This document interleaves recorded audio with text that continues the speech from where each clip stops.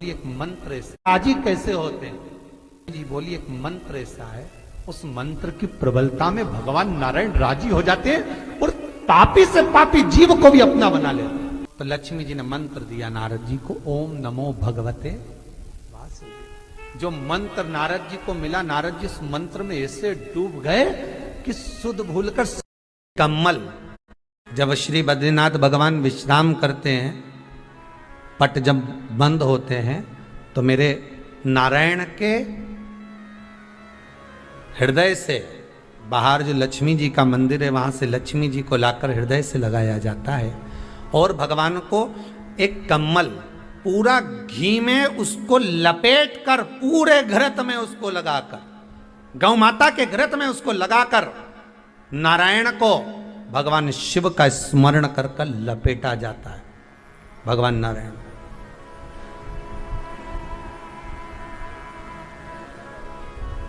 बद्रीनाथ बाबा के मंदिर में दिया घी से भर दिया जाता है, ताले लगा दिए जाते हैं, सब नीचे आ जाते हैं। जब अक्षय तृतीया के समय पर पट खोलते हैं, बाबा का कम्मल घृत से जुड़ा हुआ वैसा कि वैसे ही घृत भरा हुआ, घृत में स्थिरता है, घर में घृत के अंदर लक्ष्मी का भाव आ जाता है। हमारे यहाँ हिंदू धर्म में बहुत सुंदर बात कही जाती थी पहले, आजकल जमाने में कहते कि नहीं कहते मालूम नहीं, पर मारवाड़ के अंदर एक रीति थी। घर के अंदर, रसोई घर में एक इतनी बड़ी कुल्हड़ होती थी जिसमें घी भरा होता था, छोटी सी चम्मच होती थी उसमें। कुल्हड़ का घी समाप्त नहीं होना चाहिए, वो बरकत है, वो भंडार है, वो संपदा है हमारी। घृत वैभव देता है, घृत वैभव प्रदान कर। कितना सुंदर कहा है।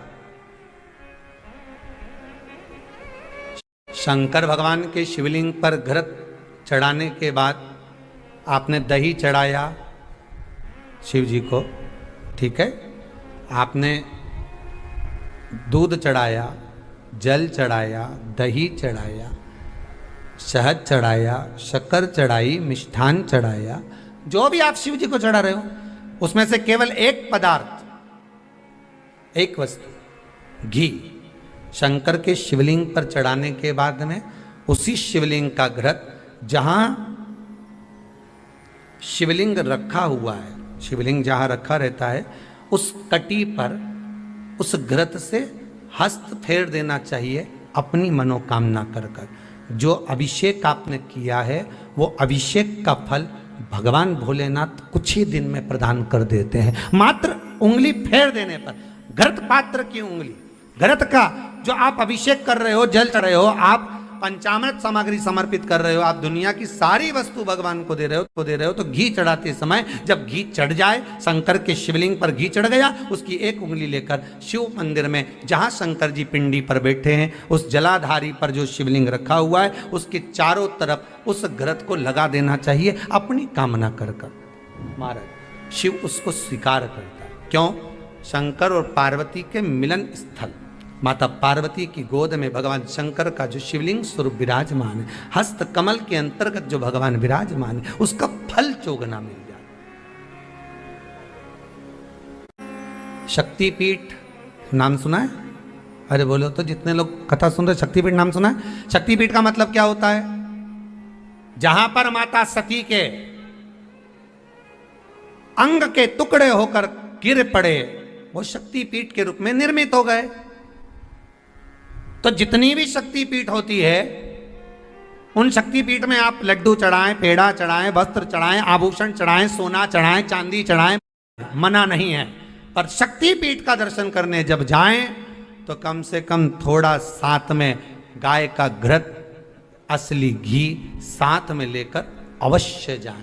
क्यों? शक्तिपीठ पर भी घी समर्पित करने से मनोकामना पूर्ण हो जाती है। आप आएंगे शक्तिपीठ का दर्शन करके और मनोकामना पूर्ण होना है, मात्र शक्तिपीठ पर। शिव पुराण कहती है, जो भगवान शंकर पर भरोसा कर कर, विश्वास कर कर, दृढ़ता धारण कर कर अपने कर्म में दिन रात लगा रहता है, जो अपने कार्य में हमेशा मन लगा कर लगा रहता है, फिर उसको दुनिया हाथों पर तो रखती ही है, साथ में अपनी नेत्र की पलक पर भी उसको धारण करती है और उसको उन्नति की ओर लेकर चली जाती है।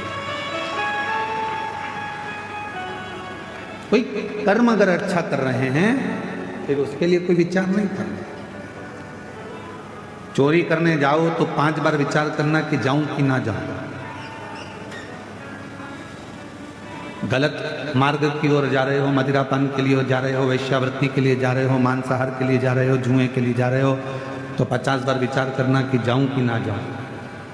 पर यदि अपने क्षेत्र में कभी भगवान का भजन हो रहा हो, शिव पुराण हो रही हो, यज्ञ हो रहा हो, अनुष्ठान हो रहा हो, सूचना मिल जाए कि शिव महापुराण की कथा बाबा कुबेर भंडारी के दरवाजे से चलकर कुबेरेश्वर धाम से अपने गांव तक पहुंची है, तो पहले काम छोड़कर सबसे पहले कुबेरेश्वर बाबा की इस पवित्र कथा को श्रवण करने के लिए अवश्य जाए। क्या देगा बाबा, कैसे देगा बाबा, ये उसके ऊपर निर्भर करता है। ब्रह्मा विष्णु सदाशिव जानत अविवेका, स्वामी जानत अविवेका। एक शिवलिंग में ब्रह्मा भी है, विष्णु भी है, शिव।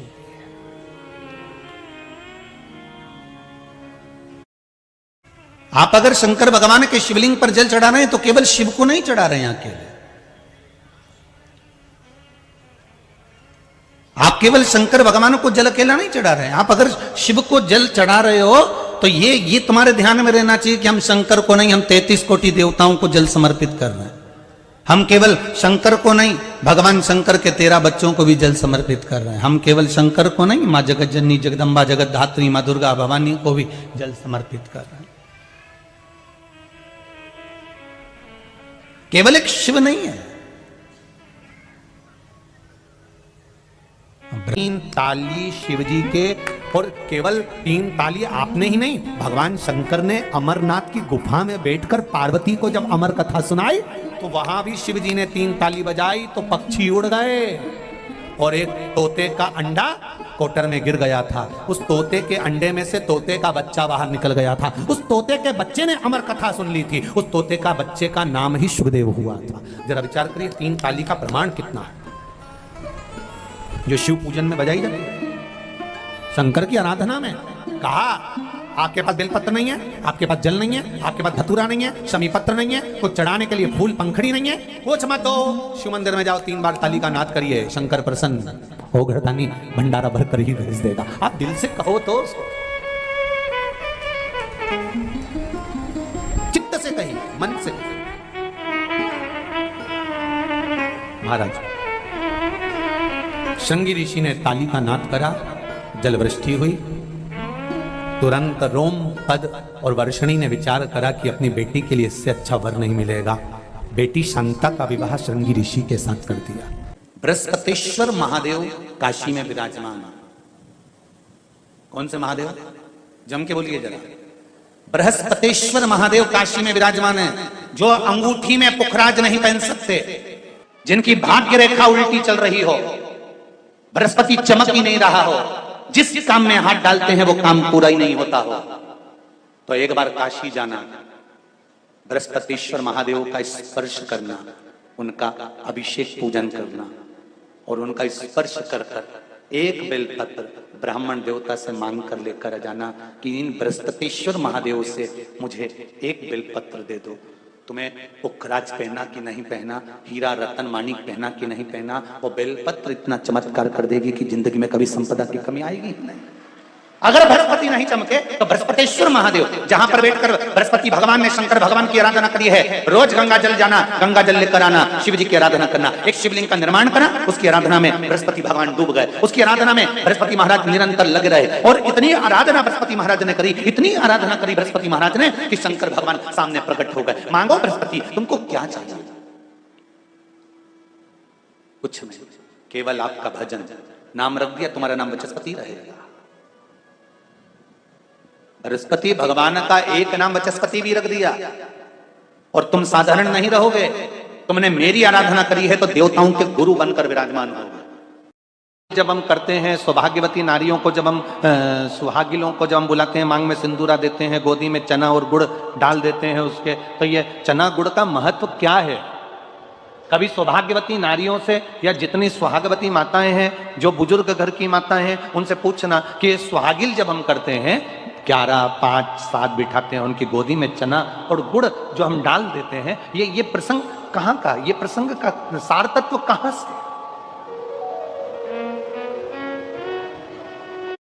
दुनिया में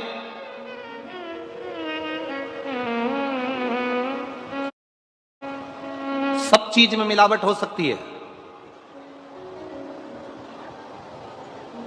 ऐसी कोई चीज नहीं जिसमें मिलावट नहीं हो। दुनिया में सब चीज में मिलावट हो सकती है, केवल एक चना और गुड़ ऐसा होता है जिसमें मिलावट का कोई काम नहीं होता है। गुड़ के अंदर खार हटाने के लिए, कालापन हटाने के लिए थोड़ा बहुत उसमें कुछ डाल सकते हैं, पर रहेगा वो गुड़ गन्ने का रस ही। गुड़ को साफ किया जा सकता है, गुड़ का पाउडर बनाया जा सकता है, गुड़ का पाउडर का डब्बा बनाया जा सकता है, गुड़ की बड़ी ढेली बनाई जा सकती है, गुड़ की छोटी ढेली बनाई जा सकती है, गुड़ की और छोटी ढेली, पर रहेगा वो गुड़ ही। सुहागवती नारी की झोली में इसलिए दिया जाता है कि जो सुहागिल में बैठी है, इसकी गोदी संतान से भी भरी रहे और इसके जीवन में कितनी भी जिंदगी में कभी भी दुख आए तो गुड़ जैसी मिठास इसके जीवन में हमेशा बनी रहे। मंथन के समय पर विष निकला, विष के पहले 5 गौ माता प्रकट। विष निकलने के पहले 5 गायों का प्रागट्य। पहला नंदा, दूसरी सुभद्रा, तीसरी सुरभि, चौथी सुशीला, 5वीं बहू।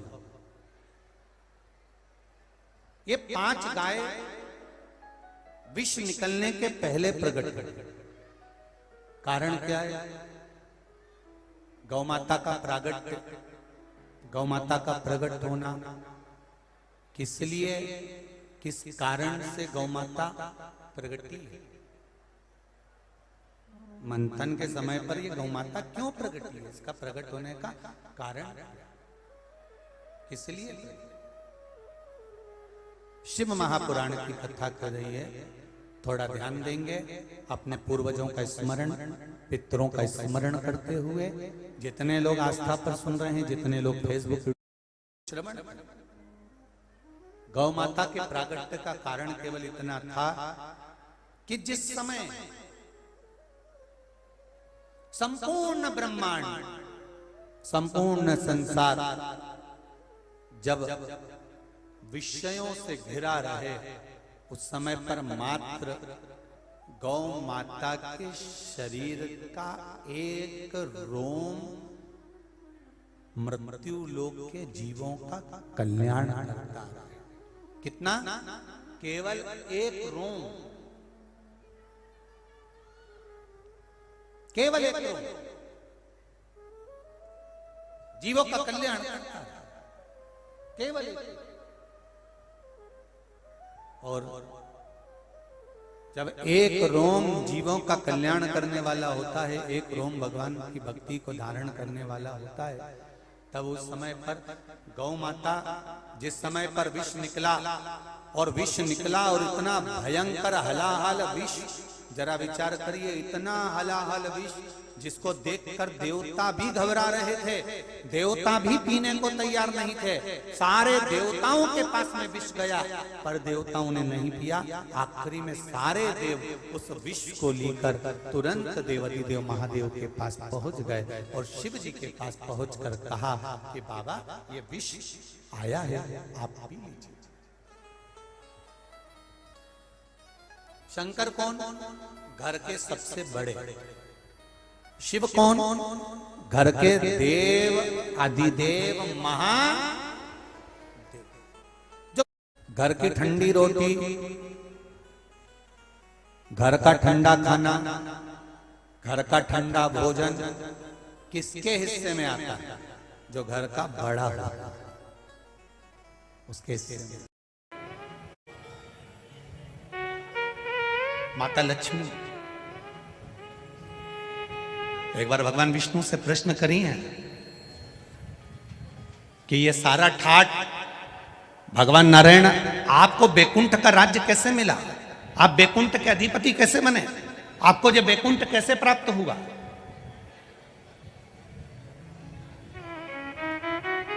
राम जी महाराज, भगवान विष्णु आप राम जी के अवतार हुए, राम जी बनकर आपने अयोध्या का राज्य भोगा, कृष्ण का अवतार लिया, द्वारका का राज्य भोगा, मथुरा का राज्य भोगा, ब्रज का राज्य भोगा। आखिर आपको ये राज्य हर घड़ी, हर पल, हर क्षण कैसे प्राप्त होते हैं? किस तरह से? भगवान विष्णु से माता लक्ष्मी ने प्रश्न करा है विष्णु पुराण के अंतर्गत, और कुर्म पुराण में भी, कुर्म पुराण में भी इसका वर्णन प्रश्न किया। यह आपको सुख कैसे मिल जाता है?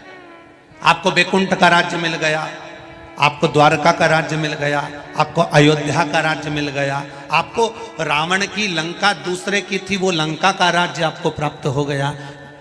ये कैसे प्राप्त हो जाता है?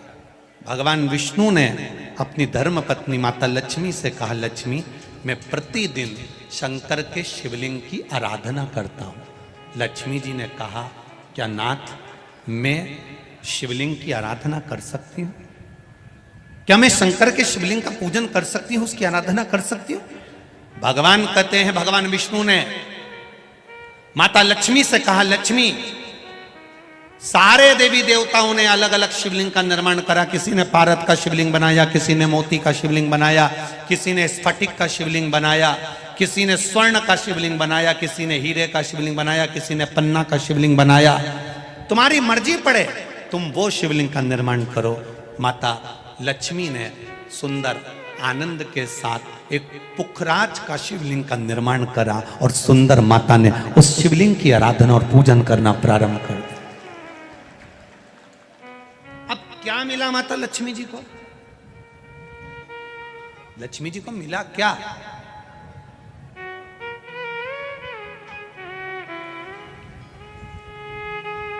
क्या प्राप्त हुआ माता लक्ष्मी जी?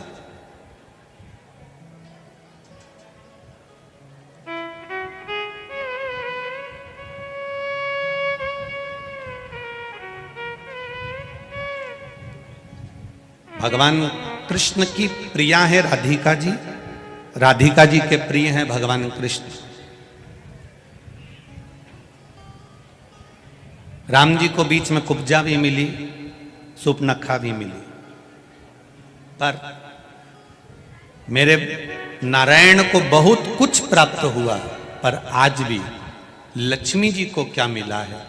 तो कहा, लक्ष्मी तुम किस चीज के लिए शिव जी की आराधना कर रही हो?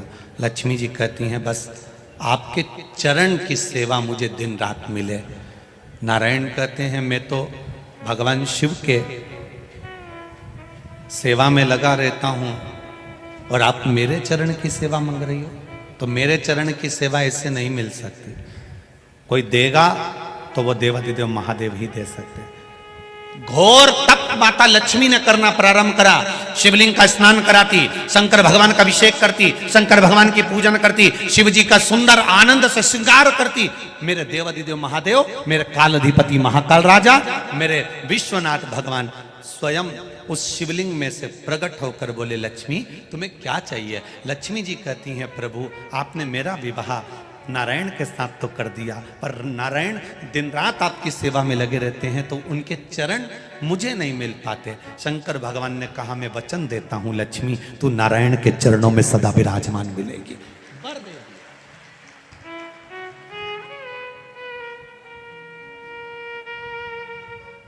ब्राह्मण हो